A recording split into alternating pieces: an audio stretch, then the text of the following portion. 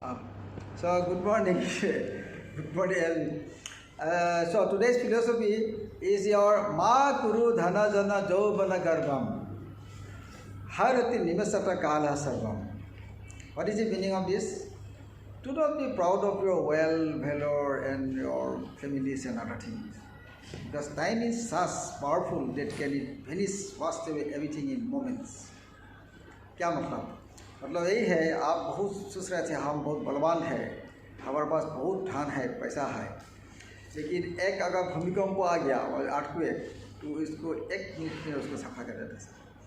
सो इसमें इसलिए लिखा है माँ गुरु डू नॉट डू धना जन जौवन गर्भम हरति निवसत काल सर्वम। ठीक है अजीब, today's lesson is that do not be proud of your own achievements and so it can be washed out in any moments by time. ठीक है sir? So this is today's lesson. Today we are going to talk on flexor neck femur. As you know, one of the terminology of flexor neck femur is called unsole flexor. Still, even there is so much phenomenal improvement in the medical science, the technology, better understanding of the biomechanics. Even today also, it is believed that it is a unsole fracture, particularly in case of young age. Why so, we'll talk. But for the elderly, the things are a bit clear. That we do replacement, it usually gives a predictable result, predictable outcome with replacement surgery. But unlike in case of young adults, still the difficulty is to achieve the union and return can bring him back to the previous pre-injury status. Still a matter of challenge. So there is so much improvement, technology is improving, better understanding is there, this problem is yet not solved. Why so? Because it is seen that even doing better surgery also, you may have a good union, but finally it may end up with avascular necrosis of the, and it is not less than 50%. On the other hand, out of this young patient, around 15% again goes for non-union. So, with this situation was much bad earlier, worse, because this is now coming down to 50%. But it was higher in earlier days. The revision of surgery is needed to go for replacement of surgery subsequently. It is happening. So that is why it is yet to be yet to find out the solutions by which we can achieve good results. Yes. So why it is happening so, marker pen? Why it is happening so in flexor neck femur? You know that we have already discussed about the status of the neck here. Some existing anatomical things which usually are preventing factors which plays important factor in union are there. The lack of the number one is the blood circulation. This blood circulation to the neck and head part is very precarious, and that is why there is the extracapsular ring which is contributing to this, and most of the vessels are intraosseous in nature while it is coming towards neck. So fracture of this region invariably causes injury. That is one point. Number two is that the devoid of axial periosteum. You do have a layer, what is called your retinaculum, which is lacking with the characteristic of osteoblastic activity. So that is why another minus point for union. Another thing is that this is a intracapsular region. Synovial fluid is every time washing it. So anything which is being laid down for osteoblastic activity, again synovial fluid is washing It is just like a construction of a building where water is pouring on the cement floor. So every time this cementing work is done, water is pouring into washing the way. So this is the happening here. Besides, other factors like the flexor line important. We'll talk about this at the pulse. While the flexor line is towards the more vertical plane, rather than that of the horizontal plane, the chances of non-union and other problems mounts up. Osteoporosis, another factor. Combinations of this part is another factor. We'll talk about this again. What is this combination factors? Particularly posterior aspect and the inferior aspect. Besides, generalized conditions and other things are always there. These are, but in pertinent to the flexor neck femur, these are important points you have to remember, that which actually is coming on the way of your union. Yes? There are also anatomical point and other flexor configurations. You must understand why this problem is there. Not able to hear, sir. Some problem with headset, sir. Huh? Sir, with headset they are not able to hear, sir. Achha. Oh no. अभी सुनिए. So that is why it is important.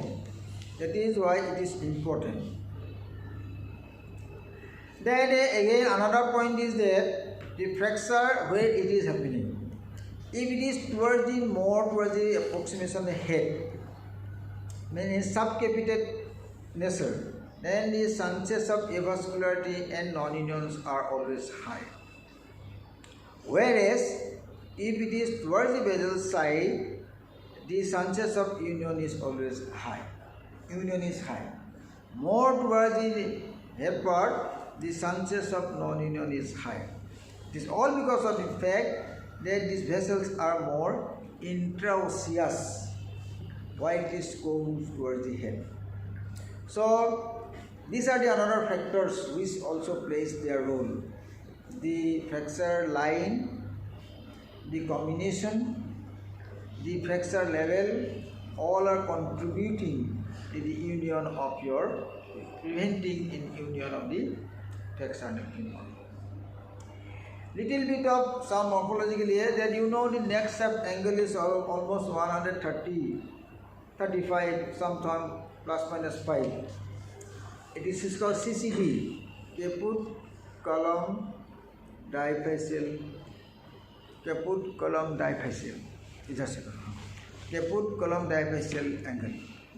On the other hand, the anteversion is also, you all know that this is why you are lying like this. So this is the area which is lying high.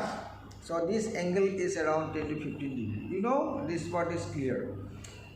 Caput column diaphyseal angle and also the anteversion.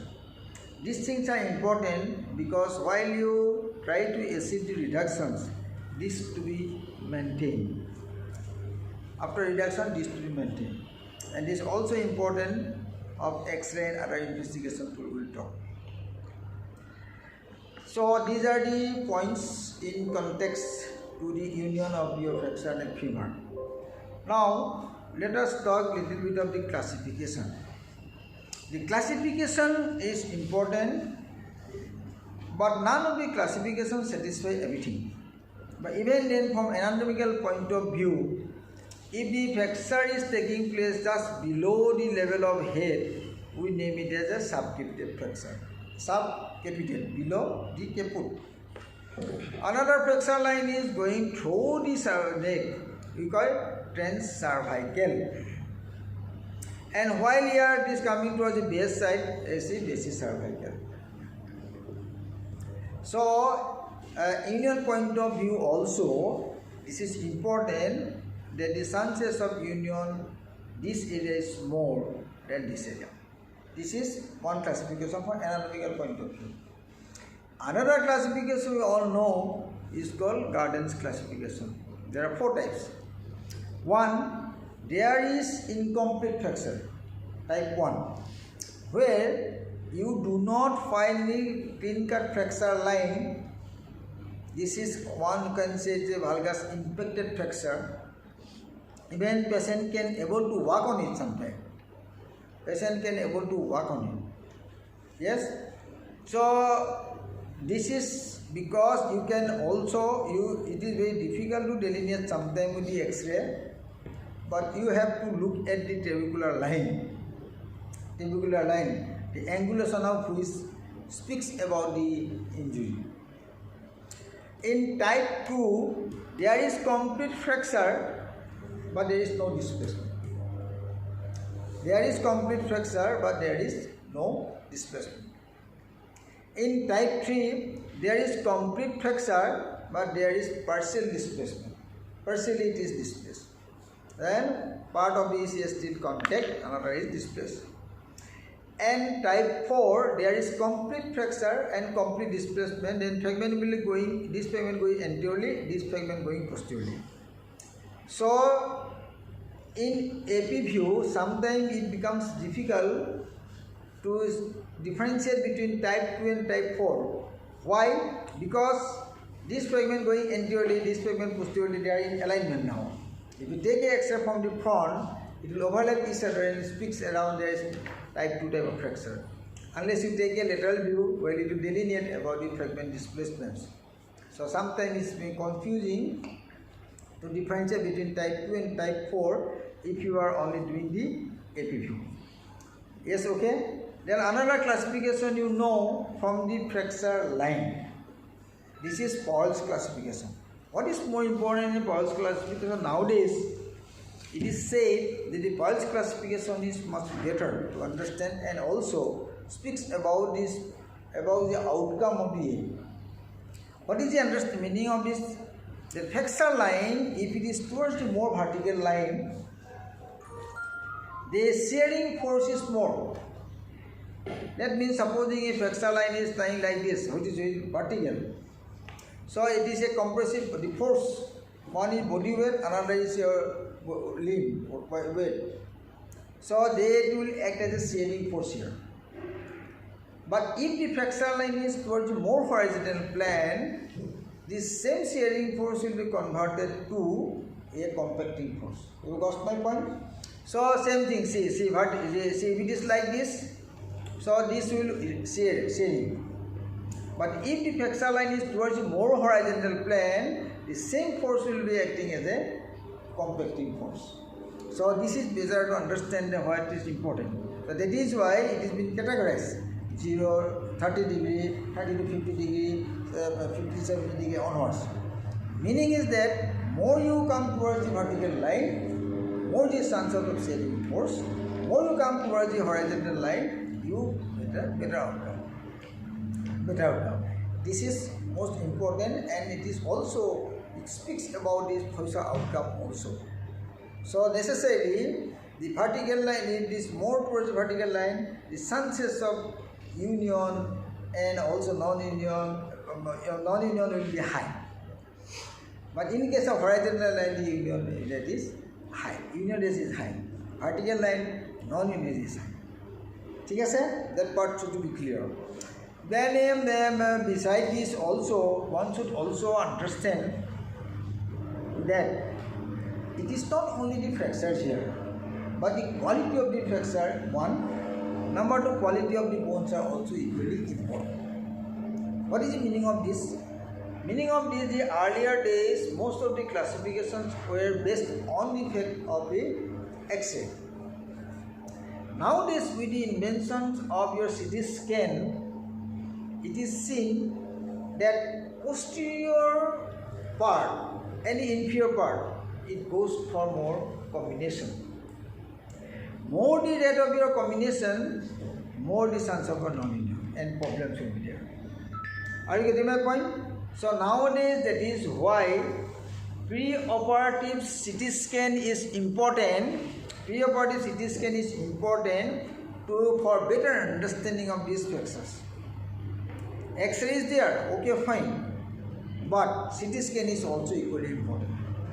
Why it is important? I told you that around 95% of the cases, it is seen that there is combination of the posterior part, one. And out of this again, in combination fragment, that almost 85% of the cases have inferior part combination. So the posterior part and the inferior part combinations is another bad thing for you. More the combinations, more your chance of your non-renal problems with you. Are you getting my point? So that is why nowadays it is also important to look for the combinations of the fractures and fracture morphology before embarking upon some treatment protocol. And also the quality of bone equally important, particularly of osteoporosis. And these questions mainly comes in young adult patients. Elderly patients' question is different because elderly patient, irrespective of the quality of bone and things, we tend to go for a replacement. But in case of adult, we tend to preserve it. Yes or no? We are main aim in case of adulthood that you try to preserve the head. But this thing also matters to come to the treatment protocol. Whether I supposed to go for replacement even in young adult. Why this question is coming? This question is coming, this unpredictability of the results. It is seen with the osteoporotic young adult. Osteoporotic adult. I said again, osteoporotic but adult. He's adult, but he's supposed to go for preservation of the head. But if there is osteoporotic adult is having combination of the fracture posteriorly, if there is combinations inferiorly, and if his bone quality is very osteoporotic, internal fixations many times is going to fail. And probably with the predictable good results, replacements is good alternative. So, see the replacements questions is also not only dependent on the age, but is also you have to calculate this, all these things to be considered even in younger patient also. Should I go for replacement or should I go? Because you know the replacements many times is results are predictable. Results are predictable, but this is not predictable in case of your internal fixation. Internal fixation. So it is not predictable for internal fixation. So that is why one should understand to the importance of going for CT scan before operations or taking a decision for the operation. Yes, sir. So what pathology? You know, even in young for 60 years, 50 years should preserve. But if the bone quality is very poor, it is gross combinations of the fragment, it is gross combinations of the inferior cortex, probably it is prudent to go for replacement rather than your reconstruction. So that is also the important point to be considered. It's not only that you depend on the age of the patients, but also it depends upon the age. So this part is clear. Then what is the mechanism of fracture here? Mechanism of fracture is that many times, where is your stabulum? Mechanism of fracture is there that many times is a forced external rotation. There are two types of mostly injury is happening. Here is a valgus abduction. One is your abduction force and another is your external rotation force. What is the meaning? See, in a situation like this, but you know the fractures are most common in the bimodal. In the younger patients, it is a bit common, and in the elderly. Most of the time, the younger patients usually have this fracture because of violent trauma. But elderly, it is because of trivial fall, and it is because of the osteoporosis. Right? So, in that here, in case of adult, young, what is happening there? You may have two mechanisms. One, a valgus impact. But most of the time, it is called abduction, forceful abduction. So that leads to a valgus infection. And type 1 fractures are mostly the valgus impacted fractures. On the other hand, it can't trivial for a fracture, most of the time it goes for external rotation. This external rotation is causing hinging of this posterior neck, that of your posterior acetabulum, and that goes to your flexors. If it is happening like this. So most of the time these are the two mechanisms by which the flexor neck get flexor. Abduction one, another is your forceful external rotations, that is coming in the contact with the posterior deep of the acetabulum, and this usually goes for your combination. This area goes for your combinations.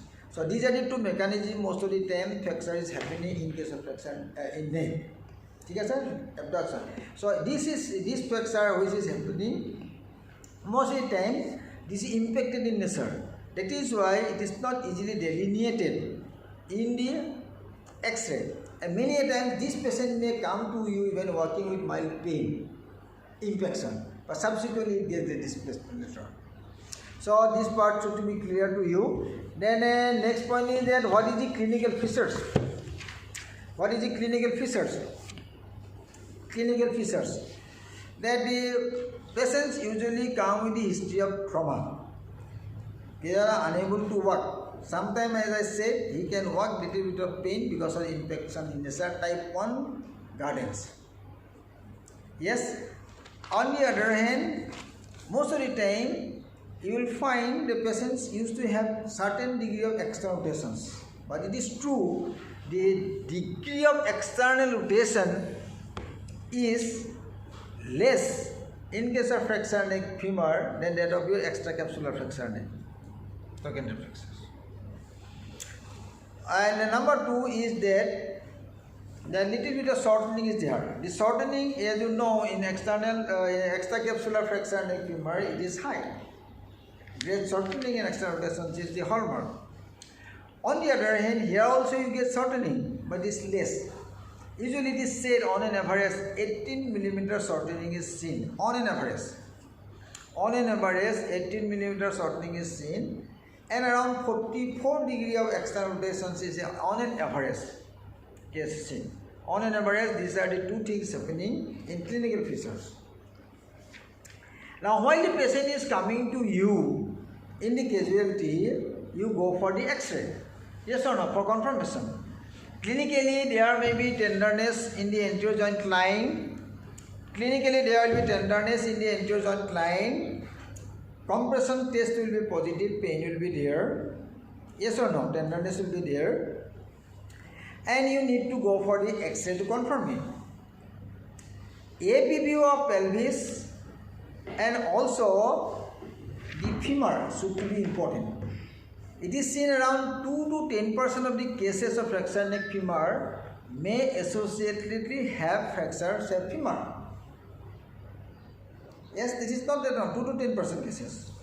So it is always important, and also a significant member may come to you with a associated injury to the pelvis as well.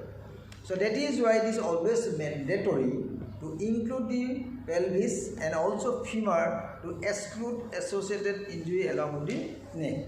This is important for you. Yes or no? That is why it is. Number 2, lateral view is also important to know the neck. You take in parallel to neck and the cross stable view, also people used to say lateral view. What might be lateral view? This also speaks about the displacement of the flexor and also the margins of the neck. But what is important that to know better the neck part, you need to do some maneuver here. What is that maneuver? We used to say you do internal rotation and traction. So if you do internal rotations, what is happening there? To know in X-ray about the status of the neck. So what is the important? See, normally the limb is like this, anteversion and neck is like this. If the ray is coming from superior like this, so since there is an obliquity here because of this anteversion, so you cannot see the whole length of the neck. Yes. Now what I am doing, I am trying to do internal rotation, so making this part horizontal is parallel to the ray which is coming. So as a result of which you can see the whole length of the neck. Are you getting my point? So in AP view like this, in anteverted one, you cannot see the whole length of the neck. To know it much better, one should do internal rotations to make it horizontal so as to have a good picture of the neck. That is why, and this X-ray also speaks about the flexors configurations and better delineations of the neck. How much neck available with you? In a situation where you do not have sufficient amount of neck absorption is there, in those situations there is no point going for any reconstructions. Yes or no? So you do not have anything to repair. Yes or no? So even in a young patient also, if you see that I do not have sufficient neck available with me, probably there is no point going for a reconstruction, even though he is a young patient. Yes? So this is an important view to know about the availability of the neck with you so as to go for reconstruction. And if there is no availability of neck there at all, there is no point in reconstruction. It is not possible to do so. This is cementing work. You are going to do reconstruction. If you do not have neck, you cannot go for reconstruction. That is the important thing. So understand the importance of taking the X-ray in the internal rotation so as to delineate the neck part and to decide upon on which the future course of action. It's clear? So, and I already emphasized the importance of the CT scan, particularly to know the morphology much better, delineations about the combinations, and also it is important sometimes, particularly in case of impacted flexor neck femur, where the X-ray is not very much distinguishable. Probably in this situation, CT scan speaks better to know the flexor line and other things. Sometimes it's important and you need to decide whom you know. The CT scan is nowadays becoming almost regular research, regular part of the investigative armamentarium in flexor neck femur. Okay? Then that is one. Then the diagnosis is being done. Now what next? The initial period of treatment. The initial period of treatment is that what about the traction? There is a controversy about the point of traction, but better to understand a simple thing. If the traction can give better comfortability in other flexors like femur, we give traction. We give tractions also to tibia and other thing. If it gives good performance there, why in flexor not femur? Yes, it is logical to give flexor neck femur traction. Forget about the controversy. What are the advantages? I tell you that one should even see flexor neck femur treatment is not an emergency, but it is true that earlier is better. Earlier is better, but you have to optimize the patient to make it fit for operations. That you are not going to take the patient hurriedly to do OT without working out preoperatively. But it is always logical to do the optimization of the patients and take up the patients for operations with all the availability of the instrument and other things with you. Yes, that is a must. And before that, in between, going for the operations and in between, should we go for traction? Yes, we should. And it is said it is better to give skeletal traction. Why so? The skeletal traction should always see the flexor is there. At least the traction will do what? The alignment of the fragment. 1 point. Number 2 is that also help these vessels to be in the line. Kinking will be lost. And number 3 important point, it prevents further comminutions of the posterior fragment. What is the meaning? I am telling you. See, while the flexor is there, the fragment will be, one fragment is like, the angulation will be like this. Yes or no? Fragment, this is going for external rotations. If this limb is going for external rotation, then what is happening to the posterior cortex? It is hinging each other. Yes or no? Now, if you allow the patient to have this external rotation every time it is hinging on the posterior cortex like this. 2 fragments here. Are you getting my point? Flexor is here. You are allowing the patient to go for external rotation, then every time it is hinging on it. More it is hinging, more it is causing damage. So there is a possibility of comminutions in the posterior fragment because of you are allowing the patients to go for external rotations. Is it clear to you all? So thereby, if you give a traction Thereby you minimize the further deteriorations in terms of your combination. Is it clear to you? So mechanically also you are assisting the person to further deterioration, prevent further deteriorations of the fragment combination. You do not want further combinations of the fraction. So that is why it is always logical to go for traction in situations in between before going into patient for operation. So this is about the traction. Okay? So next point is that now optimization of the patient is being done. Now you go for the operation. Operation necessarily in case of young adult, the principle is to prevent, not go for replacement but do preservation of the head. Yes or no? So we will try to preserve it. Then the treatment protocol is that you try to do close reduction, then go for internal fixation. Close reduction and internal fixations is the actual principle of treatment in most of the cases. The close reduction is that patient is under anesthesia. Most of the time you do flexion, traction, externalization, then do traction, extension and internalation. So thereby most of the time you can reduce it. See, flexion, traction, externalization. Disinfection is done. Disinfection between the fragment is done. Now we get traction, do the externalization, do extension, then internalation. Thereby you can do the alignment. And this should be confirmed in the CM also, how much you have acid.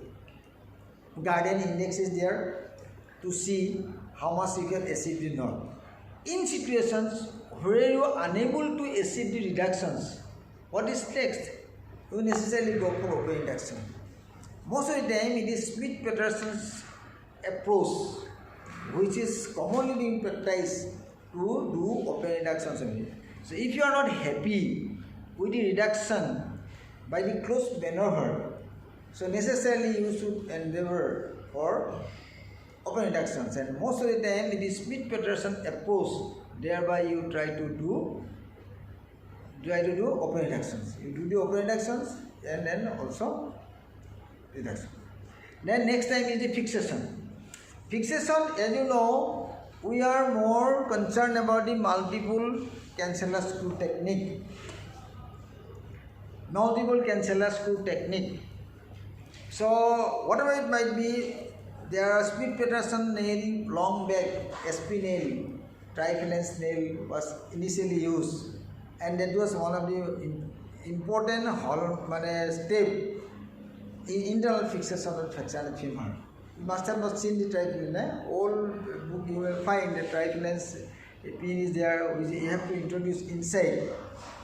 That is being done long back by Smith-Peterson. This was Smith-Peterson nail. Smith-Peterson SP nail. It's no more available here. But this is nowadays being replaced by canceller screw. Now there are so many things in canceller screw. One basic point you are supposed to understand, one is a fracture here. If the screw is being passed over here, then the threaded part should always cross the fracture side. This is one of the basic things you have to understand. Most of the time, the selections of the threaded part, usually canceller screw come with 6.5, 16 and 32 thread length. Yes or no? So whether to go for the 16 or 32, it depends upon where the fracture is. But basic principle that your threaded part should cross the fracture side so as to have your leg effect. So as to have this leg effect. Understood? So this is an important thing in the basic principle. One point. Next point is that the selections of the configuration. Selection of the configuration, how you are changing the design.